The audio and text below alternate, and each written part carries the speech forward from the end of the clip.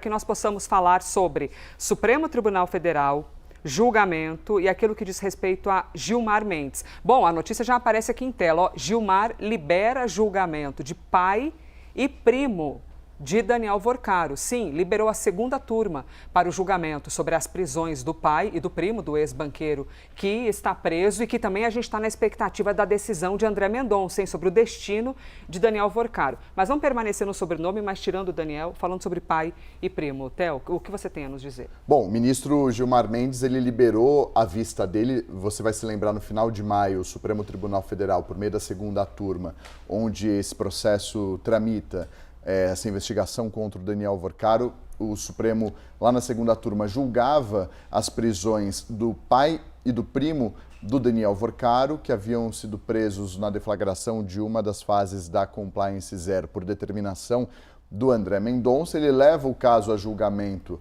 na segunda turma do STF, ele mesmo vota para validar a decisão que ele próprio deu. Na sequência, o Luiz Fux, que também faz parte da segunda turma, segue o entendimento do ministro André Mendonça e, na sequência, o Gilmar Mendes, que preside a segunda turma, pede vista, interrompendo o julgamento, suspendendo essa análise sobre a prisão do Henrique Vorcaro e também do primo do Daniel Vorcaro, Felipe Vorcaro.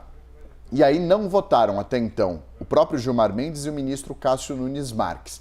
Hoje, há pouco, às 9 horas da manhã, o ministro Gilmar Mendes, que preside também a segunda turma, liberou o caso para julgamento, ou seja, já sinalizou que vai devolver o voto dele com a avaliação e o posicionamento dele sobre esse caso. E ainda não foi pautado oficialmente, mas a tendência é de que esse julgamento aconteça já hoje à tarde na segunda turma do Supremo Tribunal Federal. Então teremos o voto do Gilmar Mendes e do Cássio Nunes Marques. O que acontece a partir de agora?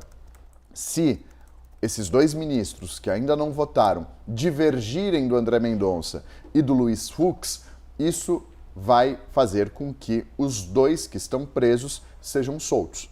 Porque se houver uma discordância entre os quatro ministros, dois por um lado, dois para o outro, num caso que diz respeito a um processo penal, criminal, quem se beneficia do empate é o réu ou o investigado. Então, nesse caso específico, se houver um 2-2, por enquanto está 2-0, se houver um 2-2 com o voto do ministro Gilmar Mendes e, na sequência, o voto do ministro Cássio Nunes Marques, quem vai se beneficiar de um empate são os dois que estão presos, pai e primo do Daniel Vorcaro. Esse julgamento, então, tende a ser retomado hoje à tarde. O Supremo ainda não incluiu na pauta de julgamento, mas quem é o responsável por esse caso é o ministro André Mendonça, mas quem preside o caso e devolveu o caso para julgamento é o Gilmar Mendes.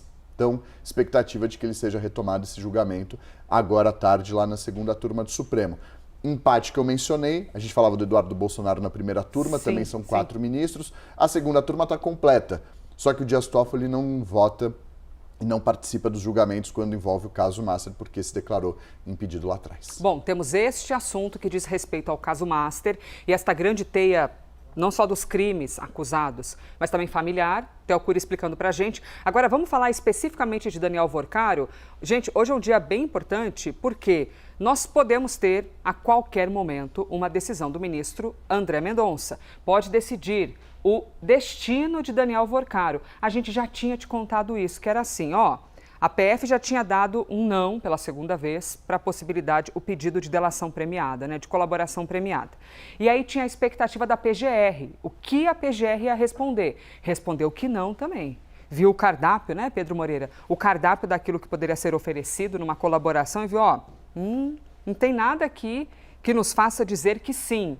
Dito isso, após as duas negativas, das duas tentativas de colaboração, agora é André Mendonça que decide qual o futuro, se o ex-banqueiro vai deixar a superintendência da Polícia Federal, se vai voltar para um presídio comum. Pedro Moreira é quem nos conta isso. Pedro? Favorável a Daniel Vorcaro, né, o procurador-geral Paulo Gonet enviou para o ministro relator do caso, André Mendonça do Supremo, uma manifestação contrária a uma possível concessão de prisão domiciliar para Daniel Vorcaro, na mesma manifestação em que informou ao ministro que a PGR, assim como fez a Polícia Federal, estava rejeitando aquela segunda tentativa de colaboração premiada, a segunda tentativa de fechar um acordo por parte de Vorcaro e de seus advogados. A permanência de Vorcaro na Superintendência Regional da Polícia Federal se devia porque ele estava em tratativas para tentar fechar uma delação. Era um espaço em que ele poderia ter mais tempo de ver os advogados, né? As visitas dos advogados eram estendidas e aí ele poderia então tratar dos termos que iria oferecer para os investigadores da Polícia Federal e para os procuradores federais da PGR. Essa saída dele da superintendência não é automática com essa negativa, tanto da PF e da PGR com relação à segunda tentativa de delação, mas é o caminho que se desenha, né? O que se espera que aconteça é que o ministro André Mendonça determine a transferência de Vorcaro de lá. E aí ele seria então transferido para o sistema penitenciário comum, restando ao ministro André Mendonça definir para onde, né? O procurador-geral Paulo Gonet afirma nessa manifestação, Elisa, que vai caber ao Supremo definir o local de cumprimento da prisão preventiva, considerando o risco que o ex-banqueiro oferece. A gente lembra que Vorcaro foi preso no começo de março e a prisão dele inicialmente, né, autorizada, determinada por uma decisão monocrática do ministro André Mendonça, também foi referendada pela segunda turma, nos moldes da votação que o Theo Cury estava explicando aí com relação ao pai, ao primo de Vorcaro, né? No caso da prisão de Vorcaro, de Daniel Vorcaro, a segunda turma foi unânime. Os 4 ministros que participaram do julgamento, no dia 20 de março, então, concluíram esse julgamento, mantendo a prisão preventiva. A Polícia Federal, na semana passada, quando tinha também informado a defesa que estava rejeitando aquela segunda tentativa de delação, também pediu ao ministro André Mendonça que transferisse Vorcaro lá da Superintendência Regional. Elisa, para quem não está habituado aqui com Brasília, né, nós temos a sede nacional da Polícia Federal, que fica aqui na região central da cidade, e temos a Superintendência Regional, assim como há em outros estados, em outras unidades da federação. Vorcaro está na Superintendência Regional da PF para o Distrito Federal. Ele está lá desde meados de março também, no começo, na segunda quinzena de março, foi transferido para lá da Penitenciária de Segurança Máxima Federal, que existe aqui em Brasília, que fica do lado do Complexo Penitenciário da Papuda, que é um outro complexo administrado pela gestão local, né, pelo governo do Distrito Federal. Essa negativa, né, Elisa, da segunda tentativa de delação se deve mais uma vez porque tanto investigadores quanto procuradores não viram indícios suficientes, indícios novos que justificassem essa delação. Então agora sim, realmente o destino de Vorcaro está nas mãos do ministro André Mendonça. Elisa.